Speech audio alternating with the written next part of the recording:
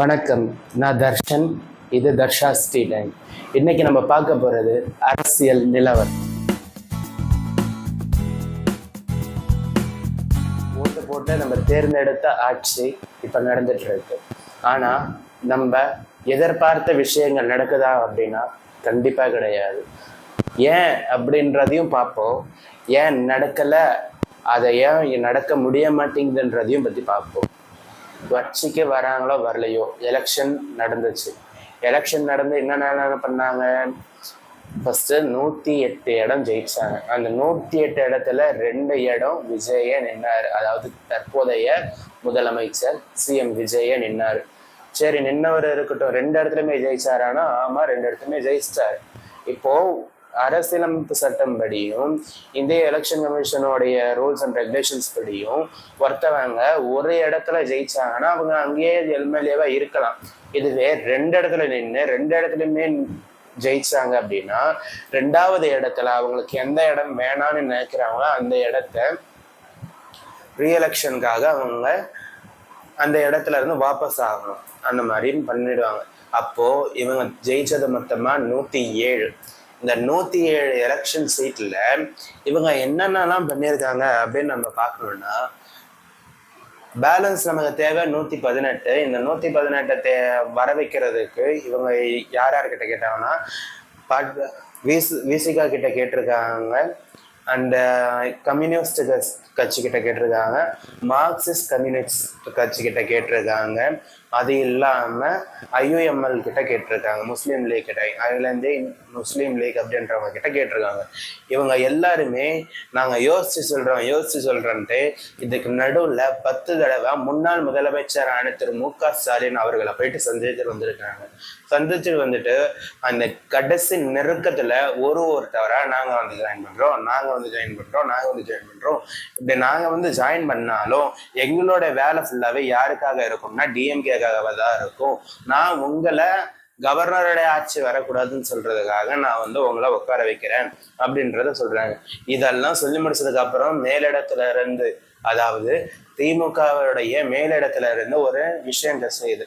என்னென்ன செய்யுது? எங்களுடைய ஆட்சி தயவுனாலதான் இங்க டிவிக்கே கட்சி ஆட்சி அமைக்குது அப்படின்னு சொல்றாங்க. சரிங்க, இவங்க போய் கேட்டாங்க. நாங்க டிஎம்கேக்கு தான் சப்போர்ட் பண்ணுவோம், நீங்க வந்து ஆட்சி அமைக்கலாம் அப்படின்னு சொல்றாங்க. அதே போல டிஎம்கேல எங்களுடைய ஆட்சி தயவுல தான் நடக்குதுன்னு சொல்றாங்க. ஏன் இருக்கிற டிவிகே எம்எல்ஏஸ் எல்லாருமே வந்துட்டு ரீஎலெக்ஷனுக்கு ட்ரை பண்ணியிருக்க கூடாது? ஏன் வந்துட்டு எல்லாருமே வந்துட்டு அடுத்த எலெக்ஷனை பார்த்து யோசிச்சுட்டு இருக்கக்கூடாது? நீங்களே யோசிச்சு பாருங்க. இதுக்கான காஸ்ட் என்னதான் அதிகமானாலும் நம்மளுடைய தனி பெரும்பான்மைய 1 கோடியே 20 லட்சம் பேர் 1,20 லட்சம் பேர் வாக்களிச்சு அவங்க எல்லாருமே வந்துட்டு இவங்க வரணும்னு நினைச்சதுக்காங்க. மற்ற இடத்துல 1 கோடி பேரு, மற்ற இடத்துல 7 லட்சம் பேரு, மற்ற இடத்துல ஒரு 2 லட்சம் பேரு அப்படின்னு பங்கா பிரிஞ்சது.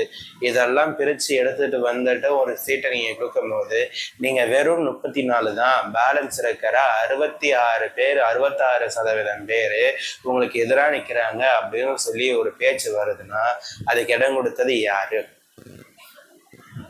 கேள்வி கரெக்டு தானே? ஒரு கட்சி இருக்கு, நான் வந்து கூட்டணி வைக்கிறேன், என் கூட கூட்டணி வந்து சேருங்க, நான் ஆட்சியில பங்கு தரேன், என்னோட அதிகாரத்துல பங்கு தரேன் அப்படின்னுட்டு பிரச்சாரத்திலே சொன்னும் போது யாரும் வந்து சேராம தனக்கு ஆட்சி அமைக்கிறதுக்கு கவர்னர் வேணாம், நான் இவங்களை ஆட்சி அமைக்க சொல்றேன் அப்படின்னு சொல்லிட்டு பின்னாடி வந்து சேர்ந்துக்கிட்டு இப்போ இதெல்லாம் பண்ணிட்டு இருக்காங்க. சரி, அவங்க வந்து சேர்ந்தாங்க, ஜாயின் பண்ணாங்க, ஆட்சி அமைச்சாங்க, சிஎம் பொறுப்பேற்றாரு. அதே நாள்ல ஒரு 8 எம்எல்ஏஸ் வந்துட்டு அமைச்சரா வந்தாங்க. அந்த 8 எம்எல்ஏ இல்லாம ஒரு 2 வாரம் கழிச்சு இப்போ கொஞ்ச நாளைக்கு 2 நாளைக்கு முன்னாடி 33 35 எம்எல்ஏ, அதாவது அமைச்சர்கள் தேவைப்படுற இடத்துல 32 எம்எல்ஏஸ் போட்டாங்க. பேலன்ஸ் 2 பாக்கி இருந்தது. அந்த 2த்துக்கு விசிகால இருந்துட்டும் ஐயுஎம்எல்ல இருந்துட்டும் அமைச்சர்கள் அமைஞ்சாங்க. இதெல்லாம் ஓகே. ஆனா இப்பயும் என்ன சொல்றாங்க? அது எங்களால் அமைக்கப்பட்ட கட்சி, எங்களால் அமைக்கப்பட்ட ஆட்சி அப்படின்னு சொல்றாங்க. சரி, உங்களால் அமைக்கப்பட்ட ஆட்சியாவே இருக்கட்டுமே. அதுல நீங்க என்னென்ன பண்ணிருக்கணும்? நாங்க ஒரு கட்சி ஆரம்பிச்சிருக்கோம், இந்த கட்சிக்கு நாங்க இடையூறு பண்ண மாட்டேன்னு சொன்னவங்க அந்த கட்சிக்கு சப்போர்ட் பண்ணலாமே. நாங்க ஏன் சப்போர்ட் பண்ணணும்னு கேட்டீங்கன்னா, நீங்க தானே சப்போர்ட் பண்ணா எங்களுடைய தயவுல தானே ஒர்க் ஆகுதுன்னு சொன்னீங்க. சரி, சென்னையில ஃபுல்லா கரண்ட் கட்டு நைட்லாம் கரண்ட் கட்டு, எல்லாருமே வந்து போராட்டத்துல ஈடுபடுறாங்க, மறியல்ல ஈடுபடுறாங்கன்னு சொல்றாங்க. சரி, சென்னையிலேயே ஒரு இடத்துல அந்த இபி ஆஃபீஸ்ல போயிட்டு எல்லா இபி அந்த ஏரியாவுடைய ஃபியூஸ் எல்லாத்தையும் பிடுங்கி வச்சுட்டு அங்க டிஎம்கே காரங்க உட்காந்துட்டு இருந்தாங்க. அது டிவிகே காரங்க போய் பார்த்தாங்க. இது எத்தனை நியூஸ்ல வந்தது? இது இன்ஸ்டாகிராம்ல வந்தது. நீங்க சொல்லிட்டு போவாங்க இன்ஸ்டாகிராம் ஆச்சுன்ட்டு. இது இன்ஸ்டாகிராம்ல வந்தது. அது உண்மை. அந்த இடத்துல டிஎம்கே காரங்க இருந்தது உண்மை, இந்த இடத்துல டிவிகே போட்டு கேட்டது உண்மை, அந்த அதிகாரிகள் அதுக்கு பதில் சொன்னது உண்மை. இது அத்தனையுமே அந்த வீடியோஸ்ல ரெக்கார்ட் ஆயிருக்கு. இல்ல ஏஐல போட்டு ரெடி பண்ணாங்க, ஏஐல போட்டு அந்த வாய்ஸ் டப் பண்ணிருக்காங்க அப்படின்னு சொன்னீங்கன்னா, இவ்வளவு கிளியாரிட்டியா ஒரு ஏஐனால ரெடி பண்ண முடியுமான்றது ஒரு டவுட் தான். ஓகேங்களா? சரி, ரெண்டாவது விஷயம் பார்ப்போமா? கோவையில ஒரு 2 வயசு பொண்ணு வந்துட்டு கற்பழிச்சு அந்த பொண்ணை கொண்டு இருக்காங்க. அந்த பக்கத்து வீட்டுல இருக்கிறவன், பக்கத்து ஏரியாவில் இருக்கிறவன் 2 பேரும் வண்டியில சும்மா கூட்டுட்டு போயிட்டு இந்த மாதிரி பண்ணியிருக்கானுங்க. இதுக்கு என்ன வந்து விஷயம் செஞ்சீங்க அப்படின்னு சொல்லி கேட்டிருக்காங்க. அதே கேள்விய அதே சிஎம் சார் கிட்ட நானும் கேட்கிறேன். பெண்கள் அதிரடிப்படை, மகளிர் அதிரடிப்படை அப்படின்னு சொல்லிட்டு ஒண்ணு உருவாக்குனீங்க. அவங்க என்ன செஞ்சுட்டு இருந்தாங்க?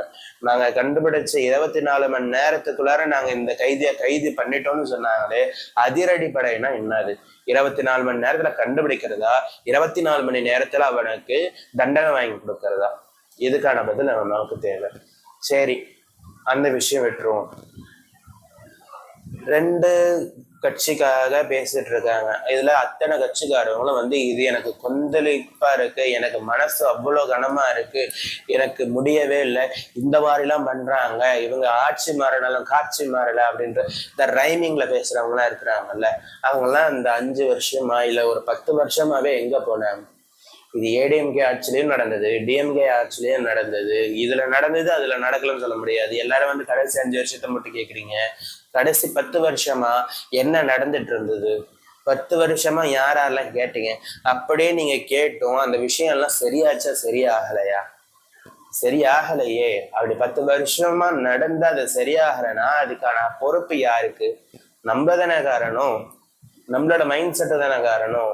ஒரு 2 வயசு குழந்தைய எப்படி அவன் வந்தா தப்பா பாக்குறதுக்கு முடியுது? அது நம்ம தானே பதில் சொல்லணும். இதுல இன்னைக்கு ஈவினிங் போல ஒரு எக்ஸ் தளத்துல ஒரு பதிவு பார்த்தேன்.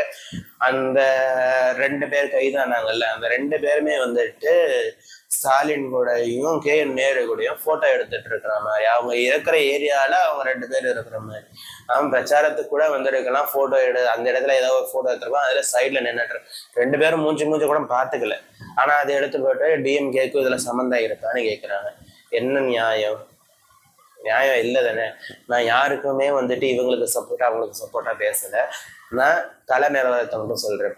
ஒரு கட்சி ஆட்சி அமைச்சிருக்கு, 16 நாளோ 20 நாளோ ஒரு 20 நாளோ கிட்ட ஆயிருக்கு. மே 4ஆம் தேதி ரிசல்ட் வந்துச்சு. அதுக்கப்புறம் மே 13ஆம் தேதி போல ஆட்சி அமைச்சாங்க. 13ஆம் தேதி ஞாயிற்றுக்கிழமை போலதான் ஆட்சி அமைச்சாங்க. ஆட்சி அமைச்சதுக்கு அப்புறமா 13 இருந்து இன்னைக்கு வந்து 23, ஒரு 10 நாள் 12 நாள் ஆகிருக்கு. 10ஆம் தேதின்னு நினைக்கிறேன், மே 10ஆம் தேதி இது ஒரு 16 நாள் கிட்ட ஆயிருக்கு. 16 நாள்னா ஆல்மோஸ்ட் 2 வாரம், ஒரு 2 நாள் எக்ஸ்ட்ரா ஆகிருக்கு. இந்த 2 வாரத்துல நீங்க அமைச்ச அந்த அதிரடி படைகள் ரொம்ப ஸ்லோவா இருக்குது. ஏன்னா இந்த ஒரு பொண்ணு கேஸ் இங்க பயங்கரமா வெடிச்சுக்கிட்டு இருக்கு. ஆனா அது இல்லாம எத்தனை கேசஸ் வந்துட்டு பதிவாகி இருக்குன்றது இந்த 24 கேஸ் ஷீட்ஸ் எடுத்து பார்த்தாலே தெரியும். ஸோ அவங்களுக்கெல்லாம் இன்னும் தண்டனை தர போறாங்கன்றது நமக்கு தெரியல. ஒரு ஆளு ஒரு விஷயத்துல தப்பா ஏற்படுத்துறான்னா அந்த ஆளுக்கு கரெக்டான நேரத்துல கரெக்டான தண்டனை கிடைக்கும்னா அதை எப்ப பண்ணணும்னா அதே நேரத்துல அந்த ஆளுக்கு 3 நாளைக்குள்ளார தூக்கு தண்டனை அனைவரின் மத்தியில். எப்படி? அனைவரின் மத்தியில் எல்லாரையும் நிக்க வச்சு அத்தனை பேரையும் தூக்குல போட்டு கொன்னாதான் சரி வரும். கொன்னாவா இது தப்பான வார்த்தையா இருக்கு அப்படின்னா இருக்கட்டும். அவன் ஒரு உயிரை கொண்டு இருக்கான், அந்த உயிரை அவனோட இச்சைக்கு கொண்டு இருக்கான், அப்ப அது தப்புதான். கரெக்டுங்களா? அது தப்பு. அவன் செஞ்சதுக்கு அவன் தண்டனை அனுபவிக்கணும்.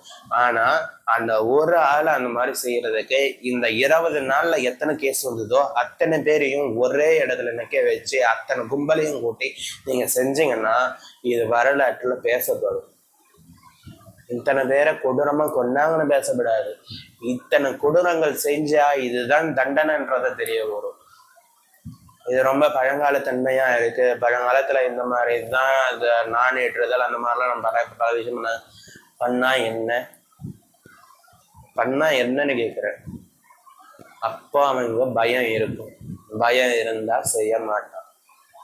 அவன் கட்சிக்காரனுக்கு சப்போர்ட் பண்றானோ கட்சிக்காரனுக்கு சப்போர்ட் பண்ணலையோ, அவன் கையை உடைச்சிருக்காங்க, சாரி நம்ம அப்படி சொல்லக்கூடாது, அவன் மேல இருந்து கீழே குதிக்கும் போது அவனுக்கு மாவு கட்டு போட்டிருக்கு. அதாவது கீழே விழுந்து அவனுக்கு கால் உடைஞ்சு போச்சு, அவனுக்கு மாவு கட்டு போட்டிருக்காங்க, சிகிச்சையில இருக்கான். சரி, ஓகே. அதை தவிர்த்து வேற என்ன நடக்கும்? அதிகபட்ச தண்டனை என்ன தருவாங்க? அது அத்தனை பேர் மத்தியில கொடுத்தா அத்தனை பேருக்கு மைண்ட்ல என்ன மாறும்? ஸோ இதை பத்தி யோசிக்கணும். அண்ட் முக்கியமானது, இப்போ சென்ட்ரல் கவர்மெண்ட்ல இருந்து பலரும் சொல்லிக்கிட்டு இருக்கிற மும்மொழி கொள்கை வந்த உடனே மும்மொழி கொள்கையை எதிர்க்கிறாங்க இல்ல ஆதரிக்கிறாங்கன்னு சொல்றாங்க. மும்மொழி கொள்கைன்னா ஃபர்ஸ்ட் நம்மளுடைய ஒரு லாங்குவேஜ் இருக்கணும். அது இல்லாம ஒரு ஃபாரின் லாங்குவேஜ் இருக்கலாம். அதர் இந்தியன் லாங்குவேஜ்ல ஏதாவது ஒண்ணு எடுக்கலாம். பட் மோஸ்ட் ஆஃப் த ஏரியாஸ்ல இங்க ஹிந்தி படிச்சவங்க இருக்கிறாங்களே தவிர்த்து அதர் லாங்குவேஜஸ் படிச்சவங்க இல்லை. மராட்டியில போயிட்டு மராட்டியில பேசுறவங்க இருக்காங்களான்னு தேடணும். ஏன்னா அந்த இடத்துல ஹிந்தி ஆக்கிரமிச்சிருச்சு. பெங்கால்ல போயிட்டு ஹிந்தியில பேசுறவங்க இருக்காங்கன்னு பார்க்கணும். ஏன்னா அங்க ஹிந்தி ஆக்கிரமிச்சிருச்சு. எல்லாமே சிமிலாரிட்டி இருக்குன்றதுனால ஒரே காரணத்தினால அந்த பேச்சு உள்ளார வந்து பழைய பேச்சு மறந்துட்டாங்க. பட் ஹிந்திக்கும் தமிழுக்கும் கொஞ்சம் வித்தியாசம் இருக்கு. ஆனா ஹிந்தியை முழுமையை ஏற்க முடியாது. ஏன்னா இங்க படிச்சவங்க நிறைய பேர் ஹிந்தி தான் இருக்காங்க. இன்னும் முழுசா சொல்ல போனோம்னா, நான் பாண்டிச்சேரி, இந்த பாண்டிச்சேரியில நான் 11th 12th படிச்சு பாஸ் ஆன ஒரே ஒரு விஷயம் ஃப்ரெஞ்சு. முக்கியமா சொல்ல போனா நான் ஃப்ரெஞ்சு தான் எடுத்தேன், நான் தமிழ் எடுக்கல. நான் 10வது வரைக்கும் தமிழ் படித்தேன். ஆனா 12வது 11வதுல ஃப்ரெஞ்சு எடுத்தேன். ஃப்ரெஞ்சு படிச்சு தான் பாஸ் ஆகினேன். ஓகேங்களா? இப்படி ஃப்ரெஞ்சை படிச்சு நான் பாஸ் ஆகி வந்தேன். எனக்கு இப்போ ஒரு அதிர்ச்சியான நியூஸ் என்னன்னா, பாண்டிச்சேரியில ஃப்ரெஞ்சை கத்துக்க கூடாது அப்படின்னு சொல்லிட்டு மும்மொழி கொள்கை வந்துச்சுன்னா பாண்டிச்சேரியில ஃப்ரெஞ்சு கத்துக்க கூடாது. ஏன்னா இங்கிலீஷ் வந்து கட்டாய சப்ஜெக்டா எல்லா காலேஜினுடைய ரெக்குவயர்மெண்ட்லயும் இருக்கு. கட்டாய சப்ஜெக்ட்னா ஒரு பையன் காலேஜில் போய் ஜாயின் பண்ணணும்னா அந்த இடத்துல மீடியம் ஆஃப் ஸ்டடீஸ்ன்றது இங்கிலீஷ். இப்போ மீடியம் ஆஃப் ஸ்டடி இங்கிலீஷ்ல இருக்குன்னா அவன் கண்டிப்பா இங்கிலீஷ்ல படிச்சிருக்கணும். இது ஒன் ஆஃப் த குவாலிஃபிகேஷன். அடுத்த 2வது லாங்குவேஜ் அவன் என்ன படிச்சிருக்கான்றதை பத்தி தேவையில்லை. அவன் என்ன நேட்டிவ் லாங்குவேஜஸ் எல்லாம் படிச்சிருக்கலாம். அப்போ இங்கிலீஷ் படிக்கணும். அப்போ ஒரு ஃபாரின் லாங்குவேஜ் கம்ப்ளீட் ஆயிடுச்சு. பேலன்ஸ் இருக்கிறதுமே வந்துட்டு நேட்டிவ் லாங்குவேஜஸ் இருக்கணும். ஒன்று தமிழ்னா இன்னொன்று வேற லாங்குவேஜ். அப்போ பாண்டிச்சேரியில ஃப்ரெஞ்சே போயிடும். ஃப்ரெஞ்சு போயிடுச்சுன்னா அப்போ ஃப்ரெஞ்சுக்காரங்க ஆட்சி நடக்கல. இல்லை உனக்கு ஏன் ஃப்ரெஞ்சு படிக்கணும் அப்படின்னு கேட்டீங்கன்னா, பாண்டிச்சேரியில இருக்கிறவங்களுக்கு தெரியும், பாண்டிச்சேரியில இருக்கிறவங்க முக்கால்வாசி பேர் பிரான்ஸுக்கு ஈஸியா போக முடியும். அதுக்கு என்ன விஷயம் அப்படின்னு கேட்டா, ஒருத்தவனுக்கு ஜாப் இருக்கணும் அப்படின்னா அவன் வெளிநாடுக்கு போனா அவனோட ஜாப் நல்லா இருக்கும் அப்படின்னா அவன் அந்த லாங்குவேஜை படிக்கிறதுல தப்பு கிடையாது. அவன் அங்க போய் சர்வைவ் ஆகணும்னா அந்த லாங்குவேஜ் படிக்கிறது தப்பு கிடையாது. இப்போ என்னோட நாட்டில் இந்தியாவுக்குள்ளாரவே நான் போய் சுற்றிக்கிட்டு தான் இருப்பேன். என்னோட சம்பளம் 20,000 30,000க்குள்ளாரவே தான் இருக்கும். என்னால் ஐடி வேலைக்கு நான் போயிட்டு ஐடி வேலையில ஆல்ரெடி பெஞ்சில் இருந்து 1 இயர்லையோ 2 இயர்ஸ்லையோ அவன் வெளியே அனுப்பி விட்டு நான் வேற ஒரு ஐடி கம்பெனிக்கு போயிட்டு ஜாயின் பண்ணி இந்த மாதிரிலாம் பண்ணிட்டு இருந்தேன்னா அது எப்படி சரி வரும்? எனக்கு வெளிநாட்டுல வேலை கிடைக்குது, எனக்கு அந்த இடத்துல இருக்கிற சேலரி பேக்கேஜ் நல்லா இருக்கு, நான் அங்க போகணும். பட் நான் பாண்டிச்சேரின்றதுனால என்னால பிரான்ஸுக்கு ஈஸியா போக முடியும். பிகாஸ் பிரெஞ்சுக்காரங்க இருக்கும் போது என்னுடைய தாத்தா பாட்டியோ இல்ல பாண்டிச்சேரியில இருக்கிற நிறைய பேருடைய தாத்தா பாட்டியோ அந்த காலத்திலேயே பிரான்ஸ் நேஷனாலிட்டி வந்து வாங்கியிருப்பாங்க. அந்த நேஷனாலிட்டியை யூஸ் பண்ணி அவங்க ஈஸியா பிரான்ஸுக்கு போக முடியும். அப்படி பிரான்ஸுக்கு போனாங்கன்னா அங்க இருக்கிற வேலை வாய்ப்புகளை அவங்க யூஸ் பண்ணிக்க முடியும். இன்னமுமே பிரான்ஸுக்கும் பாண்டிச்சேரிக்கும் உள்ள அந்த பாண்டிங் பக்காவா இருந்துட்டு இருக்கு. பட் இந்த 3 லாங்குவேஜ் பாலிசி வந்ததுனால பிரெஞ்சுல அவங்களால கான்சென்ட்ரேட் பண்ண முடியாது. ஏன்னா இருக்கிறது ஒரு ஃபாரின் லாங்குவேஜ் தான் படிக்கணும், அப்போ அதில் இங்கிலீஷ் தான் படிக்கணும். ஸோ இது எங்களுக்கு ஒரு பிரச்சனை. நீங்கள் தமிழ்நாடு பக்கம் போய் பார்த்தீங்கன்னா தமிழ்நாட்டில் தமிழ் அண்ட் இங்கிலீஷ் தான் இருக்குது. ஒரு ஃபாரின் லாங்குவேஜ் இருக்குது, ஒரு தமிழ் லாங்குவேஜ் இருக்குது. அது இல்லாமல் இப்போ இன்ஃபியூஸ் பண்ண வேண்டியது என்னது, சான்ஸ்கிரிட் ஆர் ஹிந்தி. வேற என்ன லாங்குவேஜ் நீங்க கற்றுக் கொடுக்க முடியும்? பஞ்சாபி கற்றுக் கொடுப்பீங்களா? பஞ்சாபி படிச்சவங்க எத்தனை பேர், எத்தனை டீச்சர்ஸ் எத்தனை ஊர்ல இருக்காங்க? இல்ல மராட்டி கத்துக்க போறீங்களா? மராட்டி எத்தனை பேர் இருக்காங்க? இல்ல சௌராஷ்டிரா, மதுரையில இருக்காங்க சௌராஷ்டிராஸ். அப்ப மதுரை மட்டும் சௌராஷ்டிராஸ் சொல்லி கொடுப்பீங்களா? எனக்கு அதை பத்தி புரியல. எப்படி நேட்டிவ் லாங்குவேஜ்னா எந்த நேட்டிவ் லாங்குவேஜை நீங்க கற்றுக் கொடுக்க முடியும்? இது 3 லாங்குவேஜ் பாலிசி. இதுக்கு அகில இந்திய மாணவர் சங்கம் அப்படின்னு சொல்லிட்டு ஒரு கட்சியில இருந்து வந்திருக்காங்க. அது RSS ஒரு குரூப். அவங்க வந்துட்டு நாங்க சிஎம் சாரை பார்த்தோம், சிஎம் சார் எங்களுக்கு இது உறுதி கொடுத்திருக்காரு, இதை பத்தி நாங்க பரிசீலிக்கிறதா சொன்னேன். எப்படி நீங்க ஆட்சிக்கு வர்றதுக்கு முன்னாடி இது வேணாம் அப்படின்னு சொல்லுவீங்க, எங்களுக்கு மும்மொழி கொள்கை வேணாம்னு சொல்லுவீங்க, அதற்கு எதிர்ப்பு தெரிவிப்பீங்க. அதுக்கப்புறம் நீங்க ஆட்சிக்கு வந்ததுக்கு அப்புறம் நீங்க அதை பரிசீலனிப்பீங்கன்னு சொல்லுவீங்க. எப்படி பரந்தூர் விமானம் நீங்க ஆட்சியில இல்லாதப்ப எனக்கு வேணான்னு சொல்லுவீங்க, அதை பத்தி பரிசீலனைக்கிறேன்றத ஆட்சிக்கு வந்ததுக்கு அப்புறம் சொல்றீங்க. இது எப்படி? புரியல. சோ இது எல்லாத்தையுமே விட எல்லாருக்குமே ஒரு முக்கியமான விஷயம் அப்படின்னு சொல்லுவோம்னா, இதுவே ஒரு ப்ரீ பிளான்டு ஒரு டிராமாவா ஏன் இருக்கக்கூடாது அப்படின்றத நான் யோசிக்கிறேன். என்னோட தாட் கரெக்டா நீங்க கமெண்ட்ல சொல்லுங்க. ஒரு கட்சி புதுசா ஆரம்பிச்சு வராங்க, எல்லாரோட ஹோப்பு இவங்க புதுசா கட்சி ஆரம்பிச்சு வராங்க, இவங்களுடைய இயக்கத்தினால நமக்கு நல்லது நடக்கும் அப்படின்னு சொல்லி வந்தவங்க, அவங்களால அந்த நல்ல இயக்கத்தை நல்ல விஷயங்களை தர முடியாம போக, அந்த தர முடியாம போனதுனால பழைய கட்சிகள் அவங்கள விமர்சிக்க, இந்த புதுசா வந்தவங்க அதுல இருந்து பேக்குவாங்க. அந்த பழைய கட்சியே மறுபடியும் ஆட்சிக்கு வர எல்லாரோட மைண்ட்லயும் என்ன ஆகும் அப்படின்னா, புதுசா மட்டும் என்ன கிழிச்சிட போறேன். ஒரு ஆளை நம்ம புதுசா வர வச்சிட்டோம், அவன் ஒன்றும் பண்ணல. இதுக்கு மேல புதுசா வரவன் மட்டும் என்ன பண்ணிட முடியும்? இன்னொரு விஷயம், அவ்வளோ பெரிய ஆளையே இவங்க வீணாக்கிட்டாங்களா, இப்ப வரவெல்லாம் என்ன பண்ண போறான்? ஸோ இதுல 2 விஷயம் இருக்கு. ஒண்ணு, நான் மட்டும்தான் இருக்கணும், அவன் இருந்தா அவன் இருந்துட்டு போட்டோம், எதுக்கு நம்ம எதுக்கு போகணும் அப்படின்ற ஒரு உள்ளார விஷயம் நமக்குள்ளார வரும். 2வது விஷயம், நம்ம தாண்டி எவனும் வரமாட்டாங்கன்ற தைரியம் மற்றவனுக்கு வரும். சரி, வரமாட்டாங்களா? அப்போ ஜென்சிக்ஸ்னால இப்போ உருவாக்கி இருக்கிற காக்ரோச் ஜனதா பார்ட்டி சிஜேபி ஆரம்பிச்சு கொஞ்ச நாள்லே 1 கோடிக்கு மேல மெம்பர்ஸ் ஜாயின் பண்ணிருக்காங்க, ஃபாலோ பண்ணியிருக்காங்க. 3 நாள்லயே அதை பிளாக் பண்றாங்க பிஜேபி பார்ட்டிஸ் மூலயமா, சென்ட்ரல் கவர்மெண்ட்ஸ் மூலயமா. Because they are claiming that parties belongs to USA. ஏண்டா யூஎஸ்ஏல இருந்து அவனுங்க பார்ட்டிஸ் ஆரம்பிச்சிருக்காங்க அப்படின்னா, அப்ப யூஎஸ்ஏ கூட நீங்க அக்ரிமெண்ட் போட்டிருக்கீங்களே, அது என்ன அக்ரிமெண்ட்? இல்ல தெரியாம கேட்கிறேன். யுஎஸ்ஏ கூட அக்ரிமெண்ட் ஒண்ணு போட்டிருக்கீங்க, நாங்க இத்தனை கோடிக்கு நாங்க வர்த்தகம் வச்சுக்கிறோம் அப்படின்ட்டு. சரி, யுஎஸ்ஏல இருந்து இருக்கட்டும், அவன் by birth he is an Indian. By birth he is an Indian. அவன் இந்தியன்னா அவன் இந்த மாதிரி ஒரு கோர்ட்ல நடந்த விஷயத்த அவன் பார்த்திருக்கான். பார்த்துட்டு அதற்கு எதிர்ப்பு தெரிவிக்கிற விதமா அவன் ஒரு பார்ட்டின்ற விஷயம், ஒரு விர்ச்சுவல் பார்ட்டி அப்படின்ற மாதிரி ஆரம்பிச்சிருக்கான். இது இவ்வளவு பெரிய விஷயமா ஆகியிருக்கேன்றதுனால அந்த கோர்ட் ஜட்ஜ் இது வரைக்குமே மன்னிப்பு கேட்கல. நான் இப்படி சொல்லியிருக்க கூடாதுன்னுட்டு அந்த ஜட்ஜு சொன்னதுக்கான காரணம் வேலை வாய்ப்பு இல்லை, இந்த வேலை வாய்ப்பு இல்லாததுனாலதான் இவங்க இப்படி பண்றாங்கன்றதுக்கு சென்ட்ரல் கவர்மெண்ட் கிட்ட சரியான பதில் இல்ல.